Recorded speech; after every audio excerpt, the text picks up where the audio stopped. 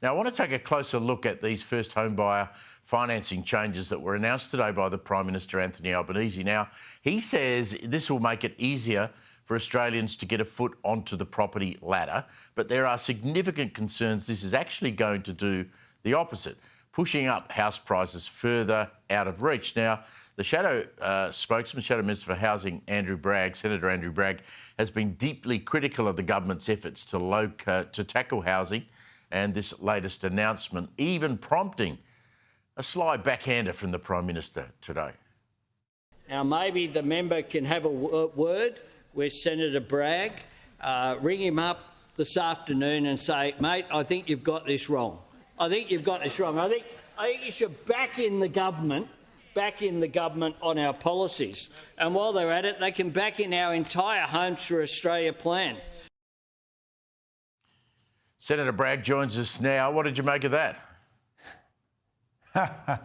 Good afternoon. Good evening, Steve. Well, the government's hopeless on housing. They have presided over a massive collapse in housing construction whilst basically putting Australians through the largest increase in population in our history. So they've been an absolute disaster on housing, and we're all paying the price. Well, every time I raise this issue of housing with people who don't follow politics particularly closely, often the response is just that, Andrew. Well, why are we letting so many people into the country if we haven't got anywhere for them to live? Well, in fact, when we asked questions at Senate Estimates about whether the Treasury Department had modelled the impact of having over 1 million people come into the country but only building a couple of 100,000 houses at the same time, they said that they hadn't been asked to do any modelling. And in fact, Katie Gallagher said it was good that they hadn't modelled that nexus. So there you go. So, I mean, I go back to, when I was trying to buy my first house, and I never had enough, I spent too much money having a good time probably, so I never had enough money for a deposit, but my partner at the time did. We managed to scramble it together and get a loan from the bank. What worries me about this is this 5% idea that you can go out and now you can earn whatever money you want. You can go out and apply for a 5% loan, and the Australian taxpayers are going to guarantee that loan to that bank. Is that how it's going to work? Well, it's absolute insanity. So the Commonwealth Government will become the biggest mortgage insurer in the country, and the Commonwealth will be underwriting all the mortgages because it won't be means tested.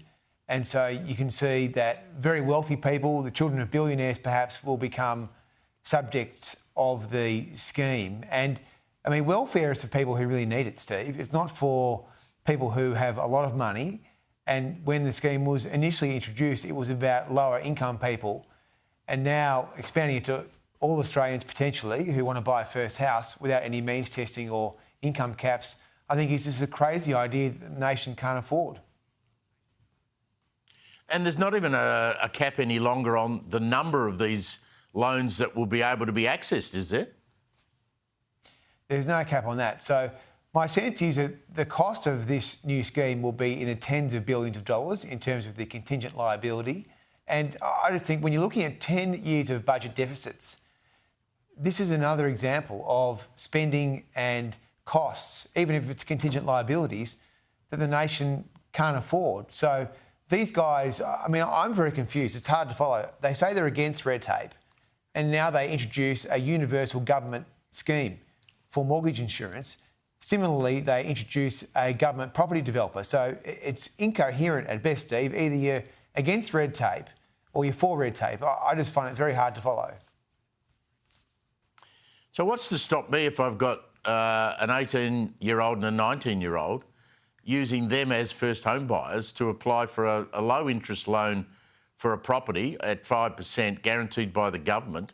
I pay the mortgage and I've suddenly got myself two properties that I'm not going to live in. You're going to have to prove you live in this property? Well, there'll be the usual anti-avoidance measures which are already part of the scheme. But the point is that it was a targeted scheme for low-income earners. Now it's going to be a scheme for any first homeowner, including the children of billionaires. So what that means is that the overall liability will be funded by all taxpayers. So I don't see why the average Aussie taxpayer should be funding a mortgage insurance product for the child of a billionaire. Now, I have nothing against billionaires, Steve, but I think it's very weird for a Labor government to be prioritising this. But as I say, it is actually in character with their whole budget strategy, which is to run the joint into the ground. And as I say, we're looking at 10 years of deficits. And this is the sort of largesse which the country just can't afford. So I would say to you that at best, the government is confused. Either they want the private economy, tradies, builders and developers, to be building the houses and providing that part of the economy, or they believe that a Canberra-based bureaucracy should be building houses through the Housing Australia Future Fund, doesn't build many houses, and the Canberra should also be providing mortgage insurance for everyone.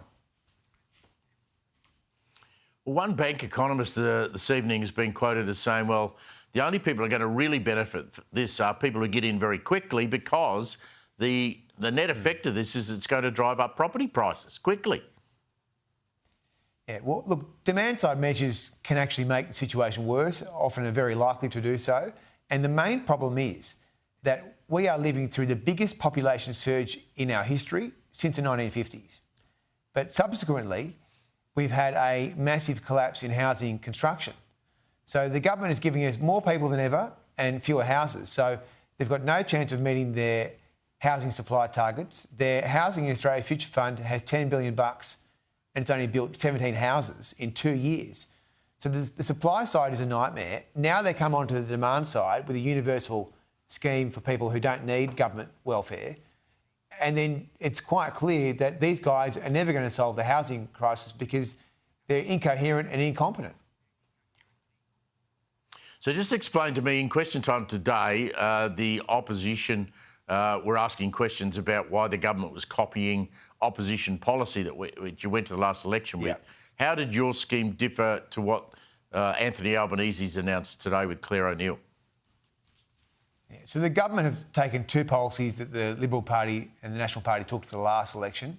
The first is the freeze to the National Construction Code. So the idea of that policy is to stop some of the costs into the system, which is making home building uneconomic.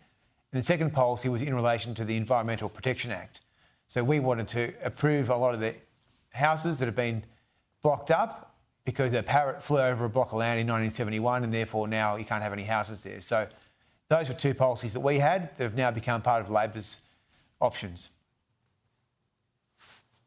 So just finally, I mean, every state government's got its own housing policy as well, which further complicates things, as we know. In Victoria, they changed some of the planning laws so that the state government could override local councils and go to developers and say, if you promise when you build these homes or houses, mostly apartments, and you promise to put in some affordable housing or you put in a park or some laneways, then we will let you develop that property. Turns out today that not one affordable apartment has been built in any of those projects that have been fast-tracked.